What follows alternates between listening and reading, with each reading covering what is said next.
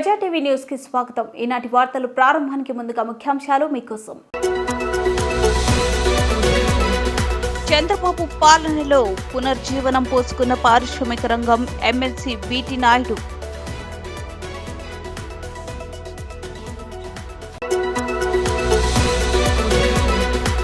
విద్యా ఐటీ శాఖల మంత్రి నారా లోకేష్ 37వ రోజు ప్రజా దర్బార్కు విన్నపాలు వెలువెత్తాయి.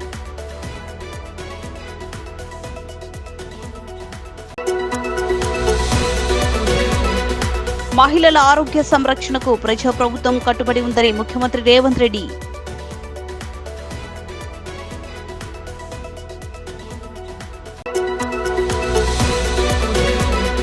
పురుషోత్తం రెడ్డికి ముఖ్యమంత్రి రేవంత్ రెడ్డి ఘనంగా నివాళి.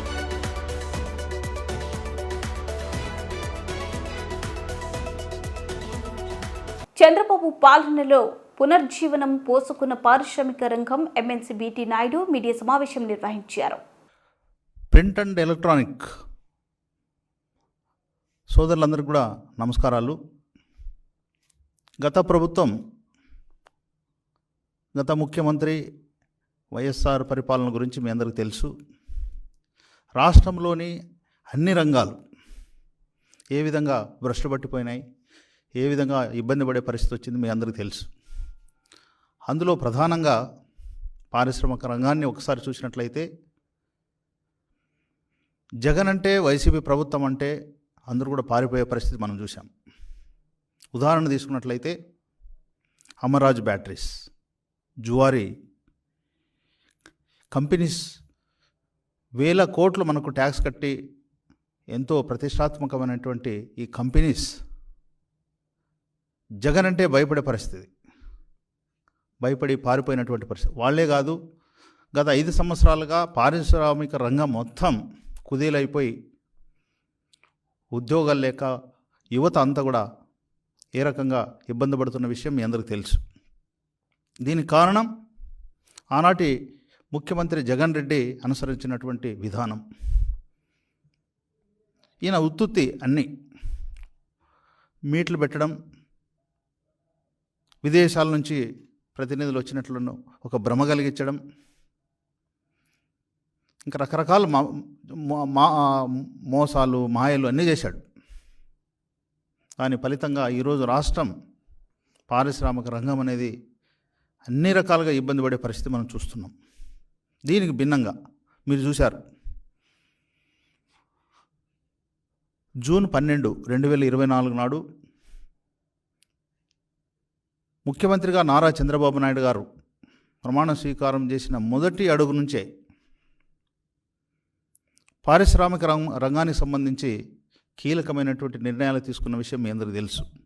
అందులో ప్రధానంగా ఈజ్ ఆఫ్ డూయింగ్ బిజినెస్ అని నుంచి స్పీడ్ ఆఫ్ డూయింగ్ బిజినెస్ అనే పాలసీకి అనుగుణంగా పరిగెత్తిస్తున్నాడు. అనుభవం, ఈ రాక్షస పాలన నుంచి చూసినటువంటి ఇబ్బందులన్నీ కూడా గమనించి మొట్టమొదటిసారిగా కాన్సన్ట్రేట్ చేసినటువంటి రంగం పారిశ్రామిక రంగం.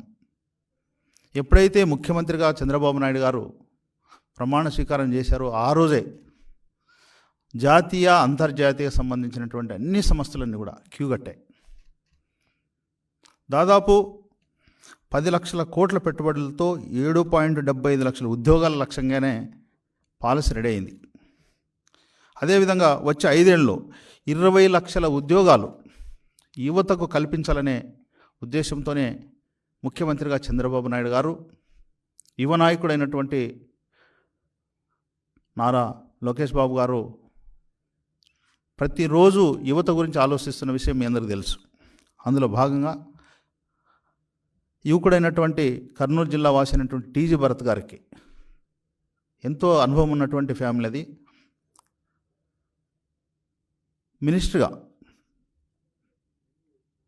పరిశ్రమల శాఖ మంత్రిగా ఇచ్చి యువకుడిని కూడా ప్రోత్సహించారు. అంటే దాని సందేశం ఏంటంటే యువతను మేము ప్రోత్సహిస్తున్నాం, యువతకు సంబంధించినటువంటి ఉద్యోగాలు, ఉపాధి రంగాలు కూడా కేటాయించబోతున్నాం అని చెప్పడానికి ఒక టీజీ భరత్ గారికి ఇచ్చి ఎంకరేజ్ చేసినటువంటి పరిస్థితి మనం చూస్తున్నాం.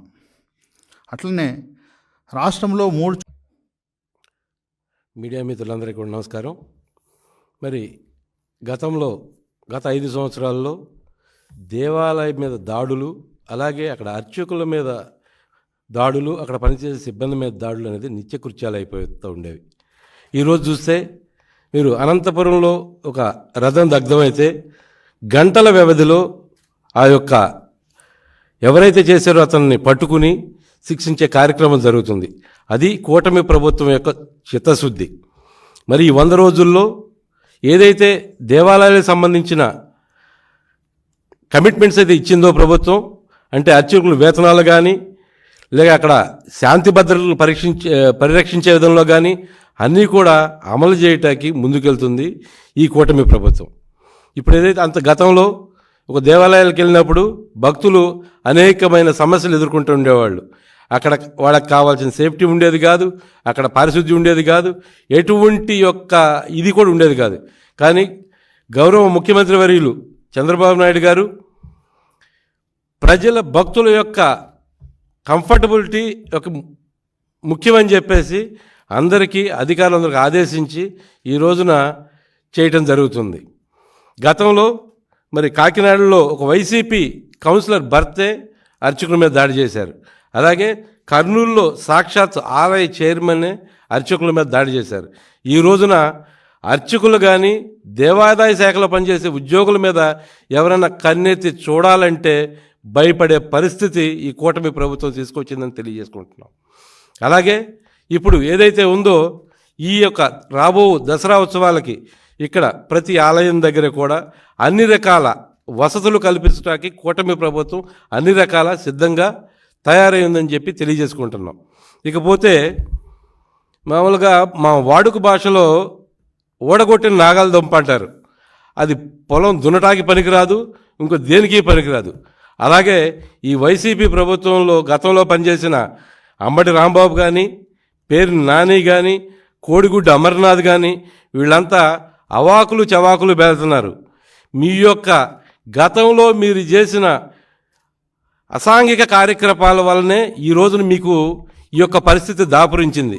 మీ ఇటువంటి పిచ్చి ప్రేలాపనలు పేలితే కనీసం మీరు ప్రజా జీవితంలో కూడా రాకుండా ప్రజలే మిమ్మల్ని చూసుకుంటారని చెప్పి తెలియజేసుకుంటున్నాం.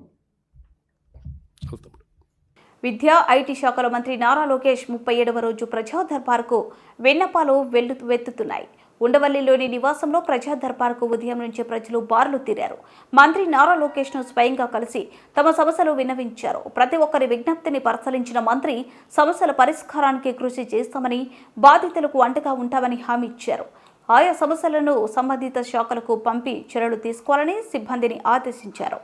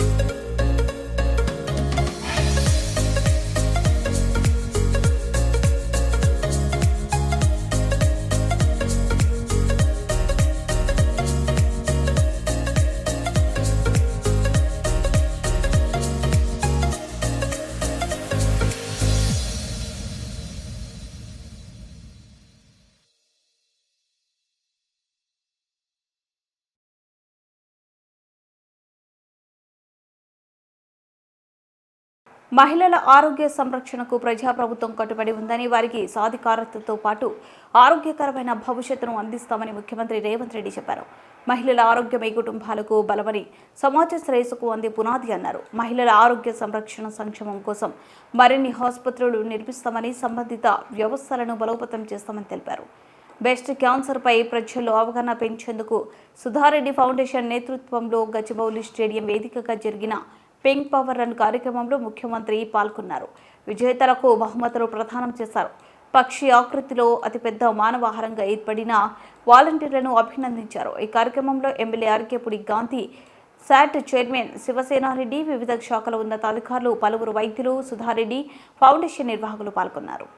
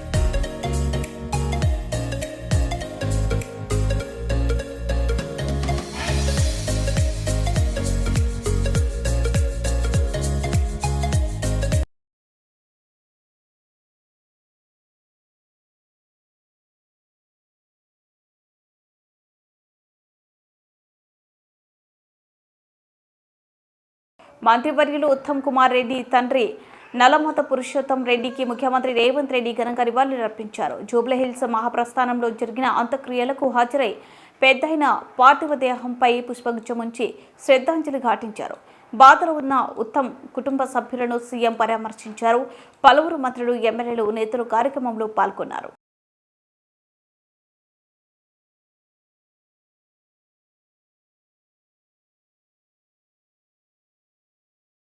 వార్తలు ముగించే ముందు ముఖ్యాంశాలు మరోసారి. చంద్రబాబు పాలనలో పునర్జీవనం పోసుకున్న పారిశ్రామిక రంగం, ఎమ్మెల్సీ వీటి నాయుడు.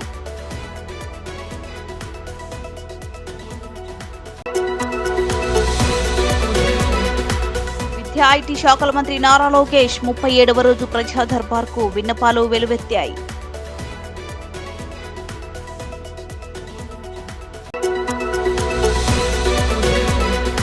మహిళల ఆరోగ్య సంరక్షణకు ప్రజాప్రభుత్వం కట్టుబడి ఉందని ముఖ్యమంత్రి రేవంత్ రెడ్డి.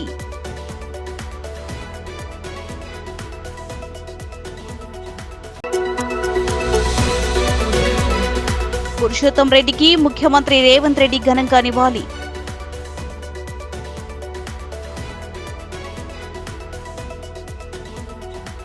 ఈ వార్తలు ఇంతటితో సమాప్తం. మరిన్ని అప్డేట్స్ కోసం చూస్తూనే ఉండండి ప్రజా టీవీ. ప్రశ్నించే హక్కు మీది, చూపించే సత్తా మాది. Voice is yours.